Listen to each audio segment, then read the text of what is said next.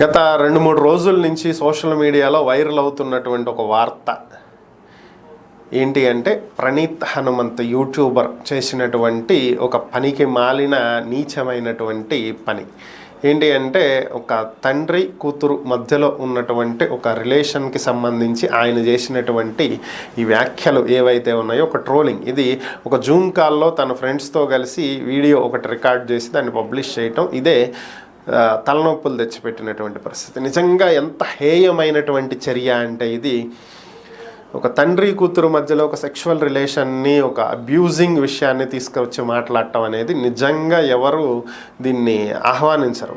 ఎవరైనా సరే దీన్ని అసహించుకునేటువంటి చర్య. ఎటువైపు పోతుంది మన సమాజం, వ్యవస్థ అనేది అందరూ ఆలోచిస్తారు. ఇప్పటికే దీనికి సంబంధించి already Telangana CM, deputy CM, మినిస్టర్లు, డీజీపీలు అందరూ స్పందించారు. మన ఏపీ డీజీపీ కూడా స్పందించడం జరిగింది. తెలుగు ఫిలిం ఇండస్ట్రీ అంతా ఒక్క తాటి మీదకి వచ్చింది, ఇతను అరెస్ట్ చేయాలి, చర్యలు తీసుకోవాలని. అతను ఈ గోలంతా చూసి భయపడ్డాడో రియలైజ్ అయ్యాడని అనలేనులే. ఎందుకంటే మళ్ళీ మీడియా ఇన్స్టాగ్రామ్ లైవ్కి వచ్చి నేను సారీ చెప్తున్నాను, అయితే నేను చేసింది ఒకటి, బట్ వ్యూవర్స్ దాన్ని తప్పుగా అర్థం చేసుకున్నారు. సార్, తప్పు చేశానని ఓకే, తప్పు అయిపోయింది, ఇక ఎప్పుడు ఇలాంటివి చెయ్యము అని.